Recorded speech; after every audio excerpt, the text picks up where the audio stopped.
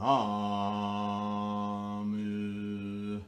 Myoho Renge Kyo.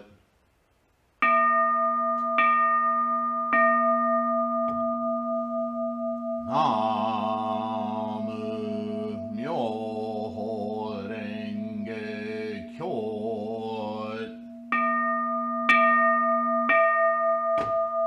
Namu Myoho Renge Kyo.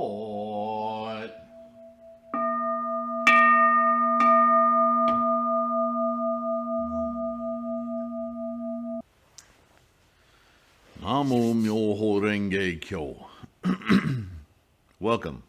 I hope that this finds you healthy and secure or safe.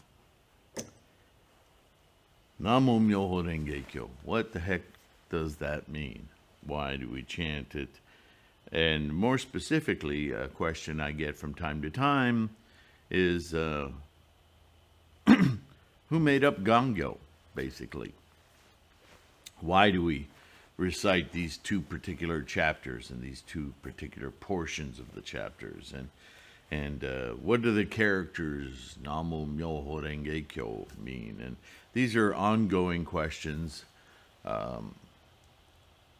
Sometimes, well, mostly with the beginners, but sometimes those of us who were practicing for, I've been practicing a long time, so I'm pretty secure in what all of that means.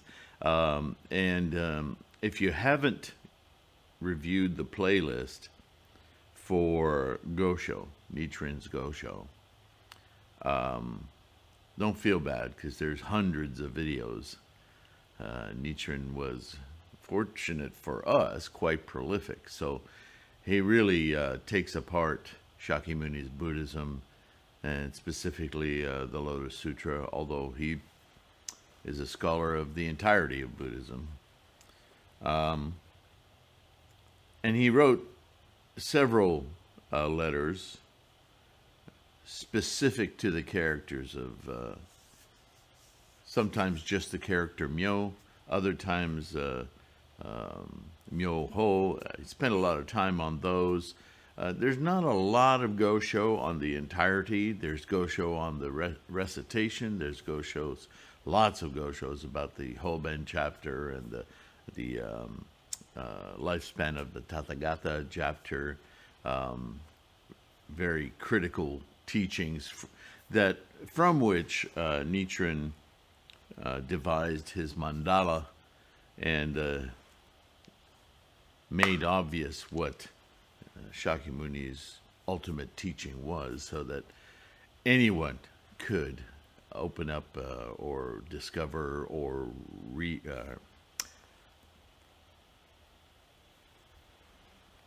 awaken their innate Buddha mind.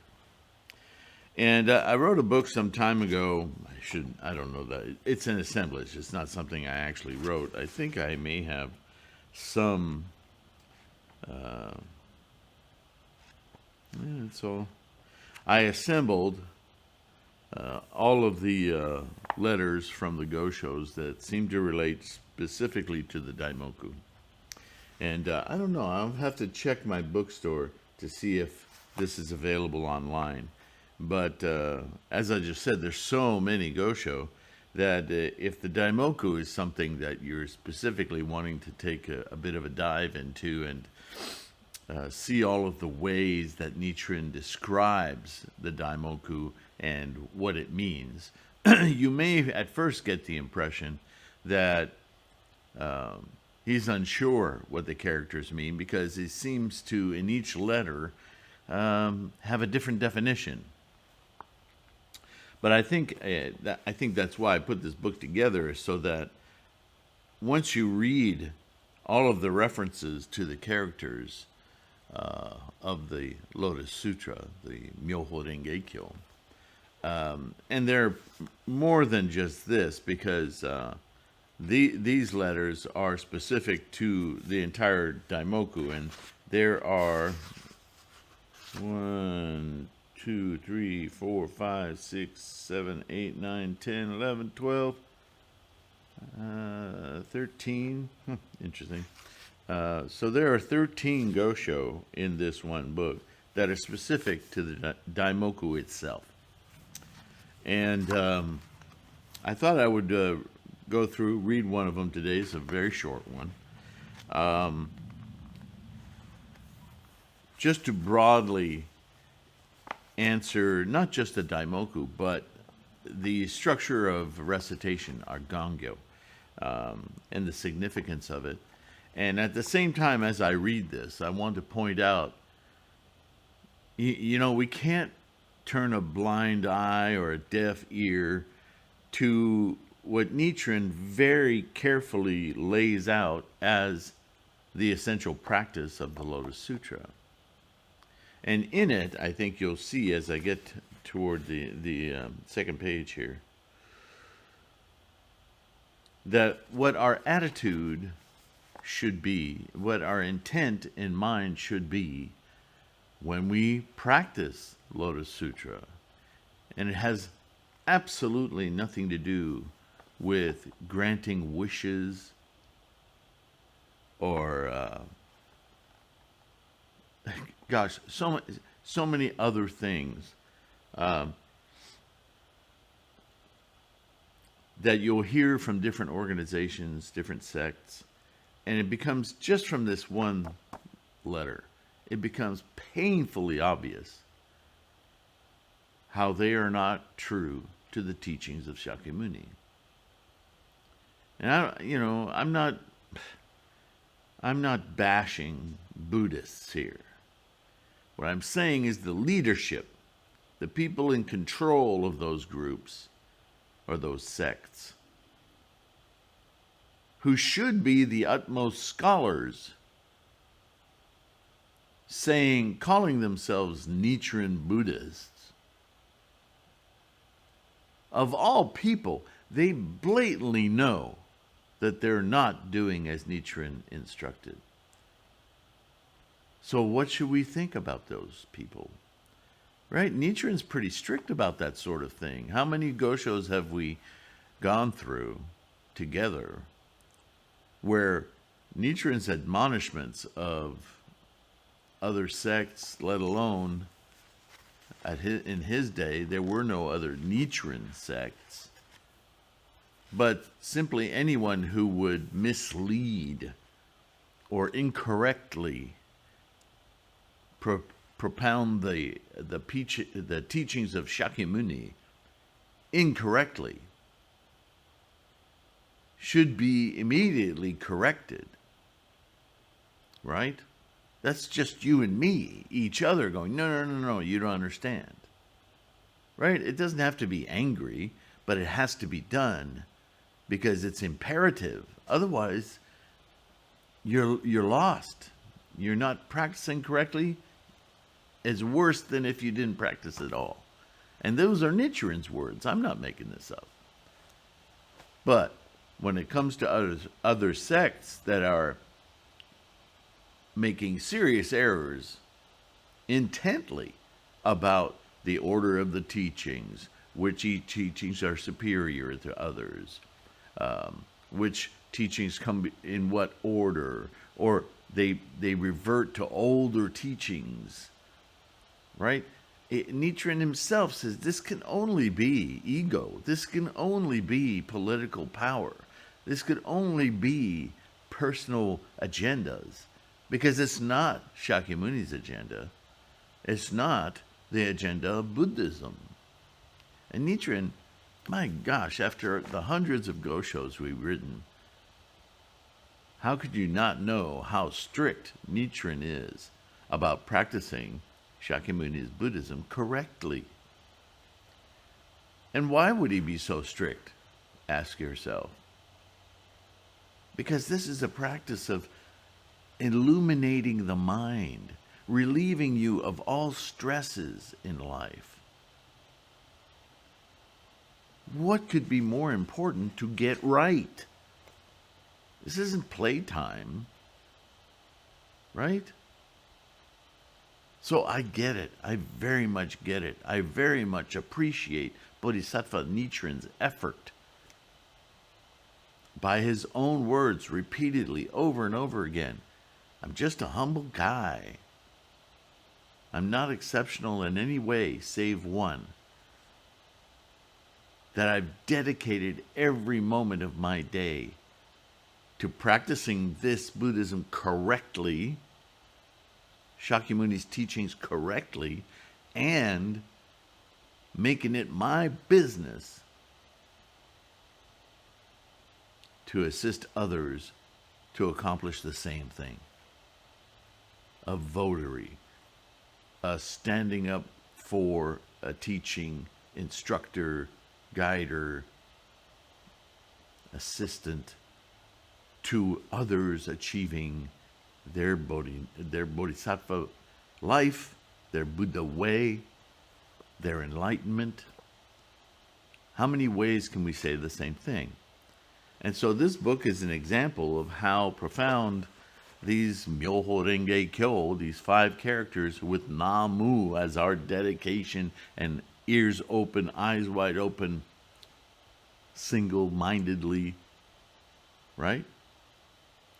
So, let's get into on the meaning of the 5 characters Myoho Renge Kyo. Ooh, there's a typo there. I'm glad I'm reading this today. From Letter to Jijobo. You remember that? So that's what this book is. It's a collection of letters where he breaks down the meaning of the daimoku, the meaning, the attitude. What are we doing this for? And how are we doing it? And why are we doing it this way? I've carefully reviewed your question about the Buddhist teachings. The blessing of the rewards of the Lotus Sutra is a state of life that can only be understood between Buddhas. How often have we heard that sentence in different ways? From Shakyamuni himself. It is an inner enlightenment that even the wisdom of Shakyamuni's emanations throughout the 10 directions may be of no match. Now, listen to how loaded that sentence is. In that sentence, he's calling out the Zen, the Chan, the Nembutsu, chanting Amida, the Mahavarachana. See, all of these other Buddhas are emanations from the imagination of Shakyamuni, because he taught through stories and examples. And the stories sometimes got quite elaborate, because he was trying to decipher the minds of the people he was talking to. The only time he didn't do that was in the Lotus Sutra, where he again used stories, but all of his stories and his teachings were from the point of view of, listen up, this is how I did it.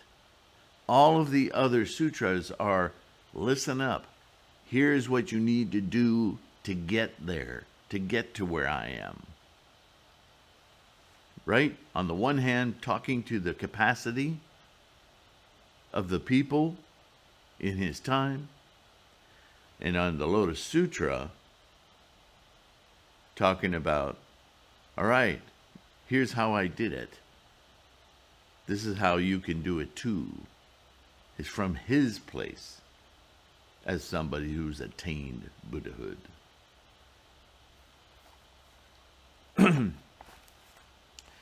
That is why, as you well know, even the great teacher Tendai commented on the character Myo, saying that it is defined as beyond ordinary comprehension. Right? We talk about this all the time. The Buddha mind sees without attachment.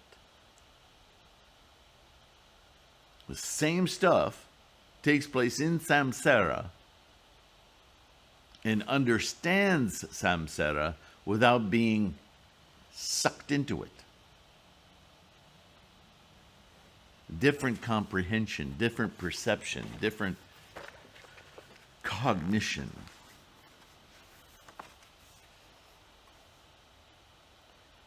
As for this sutra, however, it is divided into various practices.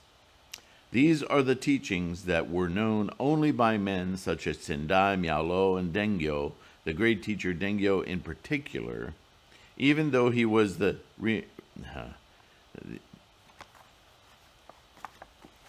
I'm definitely going to go through this book and change these translations, as I keep repeating to you guys, are filled with cultural biases of the translators. We know Nietzsche never used a word like reincarnation. We know, because reincarnation is Hindu, it has nothing to do with Buddhism. And yet here it is in the translation. This is probably a Bertrand Watson thing. Anyway, we know that Dengyo was actualizing the teacher Tendai in his life. It was emulating Tendai, right? Isn't that what we do with our heroes? We try to be them. We try to emulate them. That's what Nietzsche is saying here. He sent envoys to Tang China on many occasions in an effort to resolve the doubts of others. It's when you teach something that's not following tradition, people assail you, even without logic, just because people don't like to be told they've been doing something wrong. Even though you're so incredibly correct and obvious, people who've gotten used to, in the habit of, traditionally doing things a certain way, even if you confront them and they know this is wrong, they won't change their habit. Human beings are stubborn. And what is another word for stubborn? Attached. Human attachment. Try that sometime. When somebody points out, man, you're stubborn. You're not listening to them. And you're incredulously looking at them like, what do you mean? Back off. Go chant. Think about it. Maybe you're the one who's right. But you may find out that you're just attached to a certain way of thinking and you never really thought about it all that much. That's just what you believed. So what is really important is that the teachings of the mutual possession of the 10 worlds, of the 100 worlds, and 1,000 factors, and of 3,000 realms in a single moment of life are the essence of this sutra. And I've recently done a lot of videos about this 3,000 realms. And a decade or so ago, I did a whole series. And over time, over a decade, my vernacular changes, my rhetoric changes. I'm still talking about the same thing. Just like Nietzsche, all of his letters aren't the same. He doesn't rubber stamp his signature on them, right? You evolve in the way that you become more familiar and more comfortable and more adept at explanation to help others understand, right? So there's lots on this channel. Just go to the search icon right in the middle of the channel homepage on YouTube and type in 3,000 or realms. And you'll get dozens of videos with 3,000 realms in either the title or the description. There's a lot of material. And there's even documents I've answered and created PDFs of research on threefoldlotus.com. Which, don't forget, that's a very chock-full site of information that you can read at your leisure. It's all free. These teachings are described in the work entitled Great Concentration and Insight. Remember, that's one of the major documents Tendai left behind. Next, the teaching of the lifespan chapter, here we go, is what I, Nichiren, personally depend on. The lifespan of the Tathagata.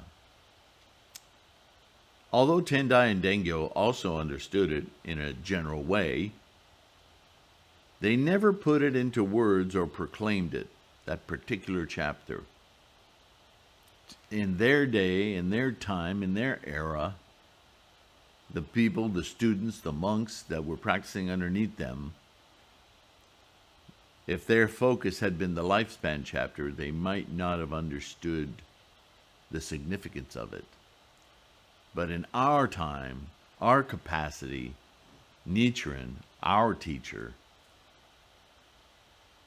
this is what he bases his whole thing on, his mandala on, the daimoku on, along with a lot more than just that chapter. But in that chapter, Nichiren gets his major aha moment about the entirety of the teachings, not just the Lotus Sutra, but in particular, the bomb that Shakyamuni dropped in the lifespan chapter changed everything about people's understanding of what is Buddhahood. It's not a guy. It's not a person. It's not one of his imagined guys. It's a state we all have. All life has this Buddhahood. All phenomena has this Buddhahood. This unattached,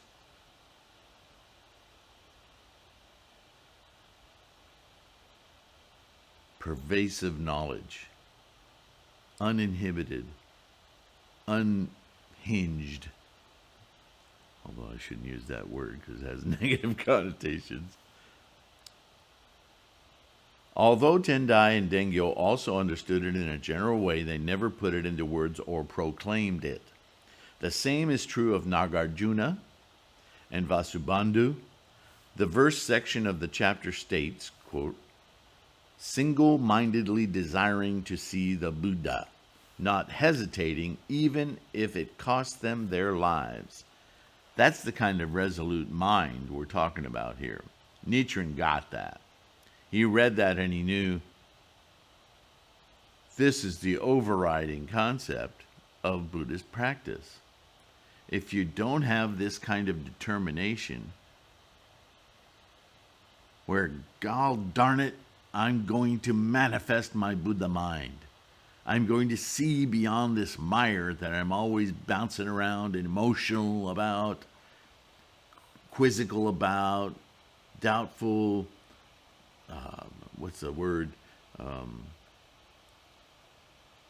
anxious about, right? Anxious, stress.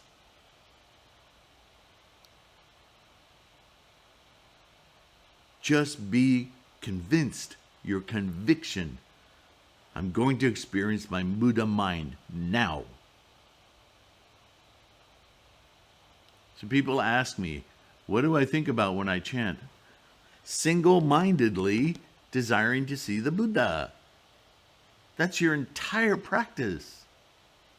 That's why we chant. That's why we do Gongyo.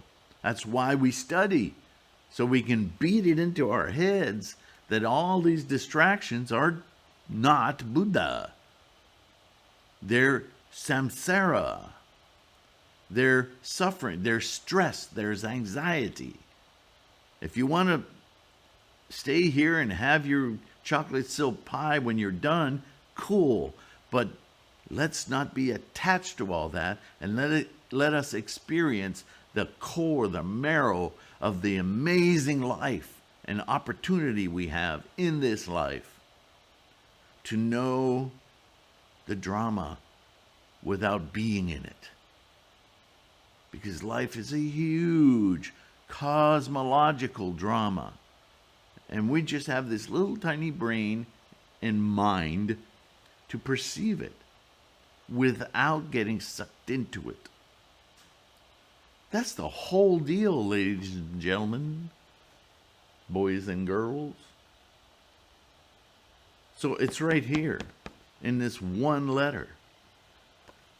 As a result of this passage, I have revealed the Buddhahood in my own life.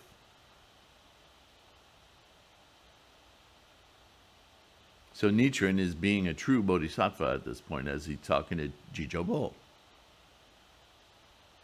Listen, this is how I did it. You can do it. We're just humble guys. But through this single-mindedly desiring to see the Buddha, we can do it. All of us can, because we all have this nature. The reason is that it is this sutra passage that has enabled me to embody the three great secret laws, or the reality of the 3,000 realms in a single moment of life. It is found in the lifespan chapter. But keep this secret. Keep it secret.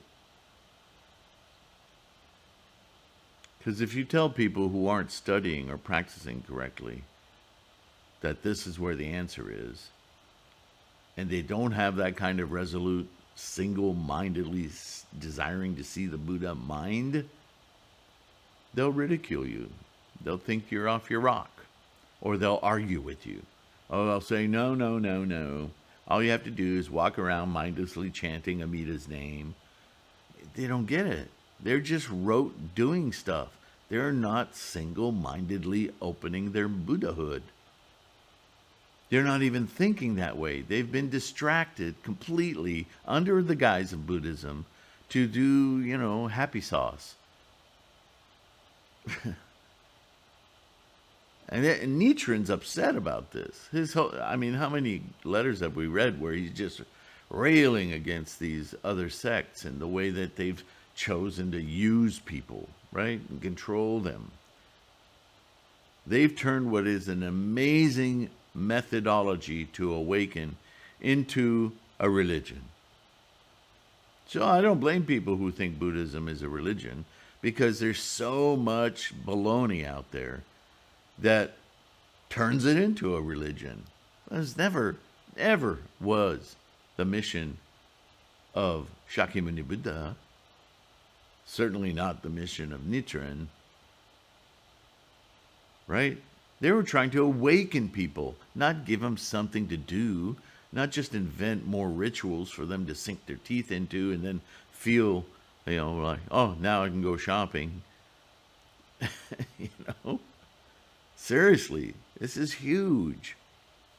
The great teacher of Mount He, Dengyo, journeyed to China and received instruction on the point of this passage. Single-mindedly, can be interpreted as the one pure way. Resolute mind of Buddhahood. Change your mind. Seek Buddha. Always. Single-mindedly. In other words, don't be distracted. That is the goal. And mind means all phenomena. Now, that may take a little bit more study for you to fully understand. But remember, our perception in samsara, a perception of distinctions, collections, distinguishments, is all built as an attachment to make permanent. Which means it's our mind, our attitudes, that's creating that world. That's our perceptive filter, ownership. Ownership of ideas, of distinguishments. How many times have you heard yourself or somebody else say, I'm compartmentalizing? Or I'm putting that in this memory cubby, like tapes. And I play this tape when I want to play that tape.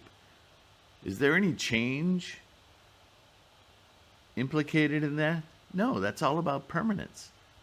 I make this judgment and it is now fits in that cubby hole and I carry it with me.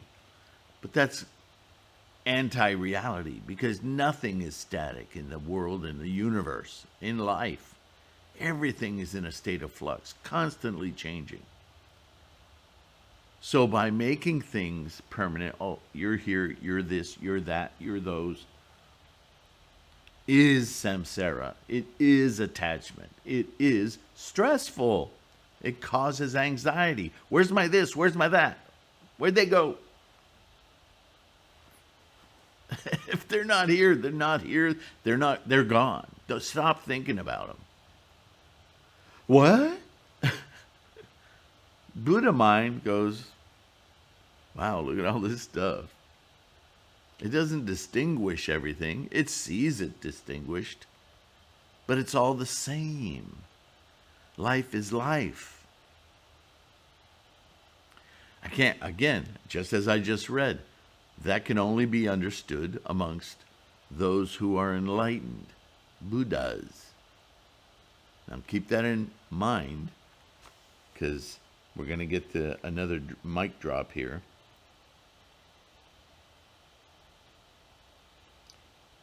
That is why the great teacher Tendai, explaining the Chinese character for mind, said that its 4 brushstrokes represent the moon and the 3 stars, and that this implies that the mind of the effect of Buddhahood is pure and clean. So there's the distinguishment. Samsara, noisy monkeys. Buddhahood, wow, look at this laboratory. I'm not pretending to use words that can describe Buddhahood. I'm trying to distinguish the difference. And this is what Tendai and Nichiren, this is what all teachers are trying to do, right? I, Nichiren, say that single stands for Myo, or wonderful and difficult to understand mind, for Ho, or law, desiring. A mind for the law. Didn't I describe Na-Mu in a recent video as Na, I'm ready. I'm ready to experience this other mind, this way of understanding life, all phenomena. And Mu is the teaching of how to do that. The Kyo, the Buddha. Na-Mu. I'm ready, give it to me. Na-Mu. Give it to me. Shouldn't you? Give sounds like somebody else. You're talking to yourself. I'm ready. Let me use the tool, the Buddhahood. Let me experience that which I am ready for. Na-Mu. Follow? And here he is saying, Myo-Ho is essentially doing the same thing. It's saying Myo is the mind of everything. Not only can be everything in samsara with attachment and pedantic traditions, rituals, permanence, ownership, but it's also the mind liberated from all of that, still enjoying the awesome play that life is, not leaving it, but not being attached, controlled, stressed by it. Ho, the law, Myoho Renge Kyo, the Sutra, the method, is the very essence of this transformation. And listen, you'll see why that makes sense. Ho for or law, desiring for Ren, the lotus, this beautiful thing that sprouts from this samsaric mud, blossoms, Ren, Ge for see. Remember the lotus blossoms and seeds at the same time? So you can see the process of Buddhahood blossoming within this environment of the swamp, samsara, or flower, and Buddha for Kyo, or Sutra. Why do we say this? Why does he say this? You're often told that Kyo means teaching. Well, that's the same kind of rhetoric as Sutra, or what is it? The word Dharma. It's kind of a cubby holing of the grandeur of that word. The Dharma is the process of opening your mind, like the lotus, and suddenly seeing through your Buddha eye the reality of everything without the attachment, the anxiety, the stress. And that experience is what all the teaching is trying to describe and get us to. So Dharma, really more accurately, would be the actualization of your Buddha. But how in the world do you describe that? Sutras, commentaries, study, learning, single-mindedly. Show it to me. Right? That's the Dharma. It's not just the teaching. Teaching is just the stepchild of the being. The only reason why we have to teach it is because you're not experiencing it in this very moment. And if you single-mindedly focus your mind on seeing it, then you know it. The teaching that has taught itself, as I constantly say.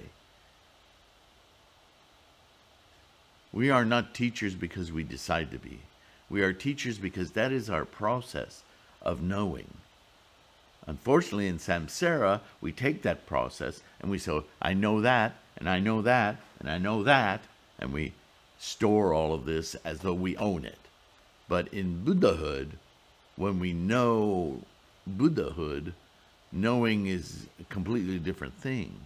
It's simply an experience of things that are not permanent, that are floating in flux, and we watch the process. The Buddha mind sees and knows completely differently than the samsaric mind, even though both are in the same place at the same time.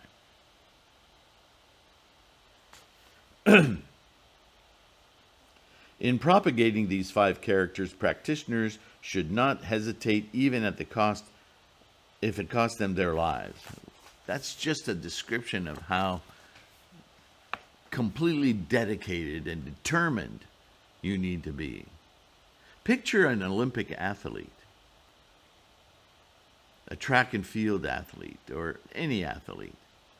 They are trying to go beyond their sense of security. They are pushing their bodies and minds, because their bodies will follow their minds, and trying to go one better. Not just better than Bob or Sally or Alice or, I don't know Asian names well, but anybody.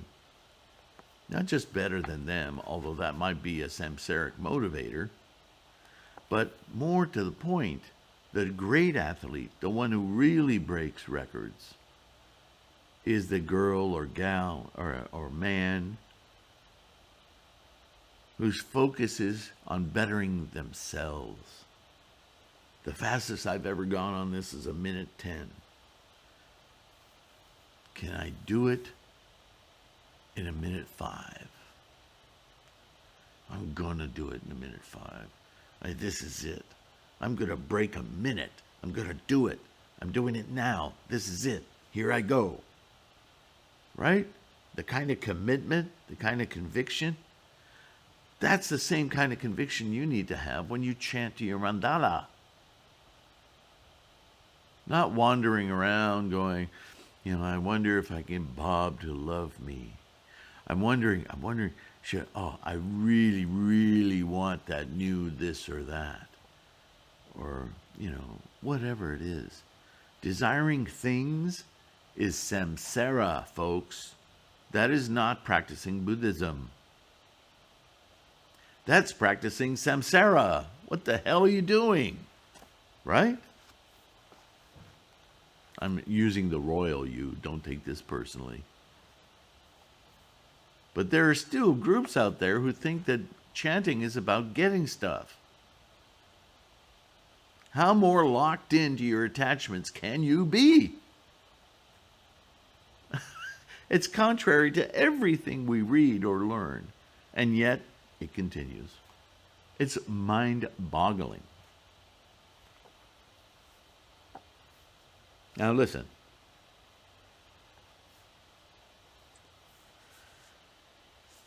Single-mindedly desiring to see the Buddha, which again is the quote from Shakyamuni, may be read as follows. Here's another way to read it. Single-mindedly observing the Buddha, Nichiren.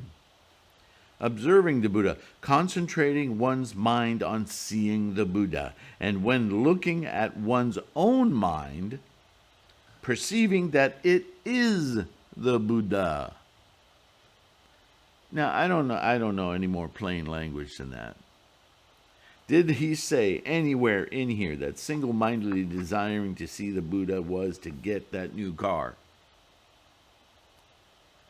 Did he say that single-mindedly desiring to see the Buddha is a better job?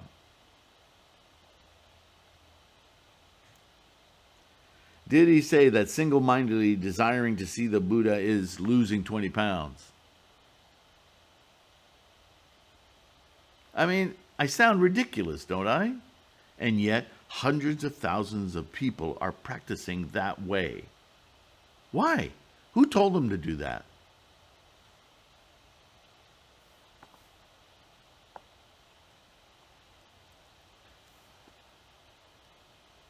Perceiving that, looking at one's own mind, perceiving that it is the Buddha. With that kind of conviction, your Buddha can manifest through this samsaric mind.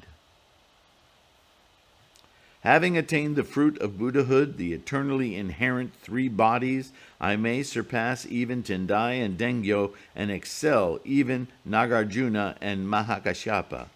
The Buddha wrote that one should become the master of one's mind rather than let one's mind master one's self. This is what I mean when I emphatically urge you to give up even your body and never begrudge even your life for the sake of the Lotus Sutra. Namo Myoho Renge Kyo, Namo Myoho Renge Kyo, Nichiren. Yeah, I can tell this is no book because it's still, even the daimoku's on it. I have some rewriting to do. I'm in the process of rewriting Beyond Zen. I need to go and rewrite this book. I need to see if I'm even making this available. I sometimes I make books just for my own recording and study and investigation, and I don't always make everything I write available. And sometimes that's a good thing.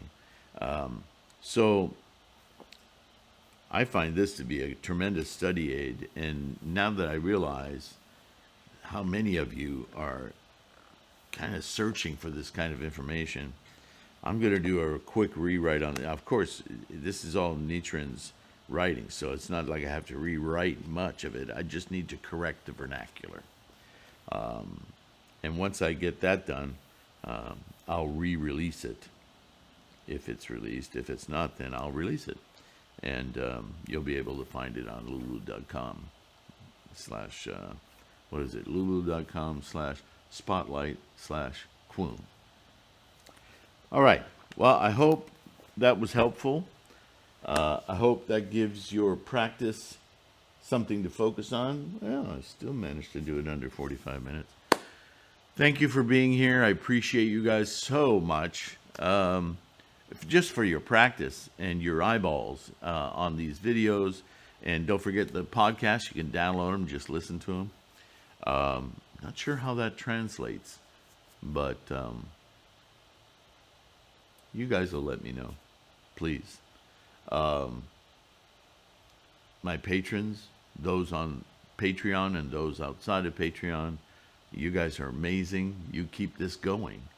There's more I'd like to do. I'd like to run the internet out to this school so I could maybe do some live streams and stuff, but my goodness, everything's so expensive.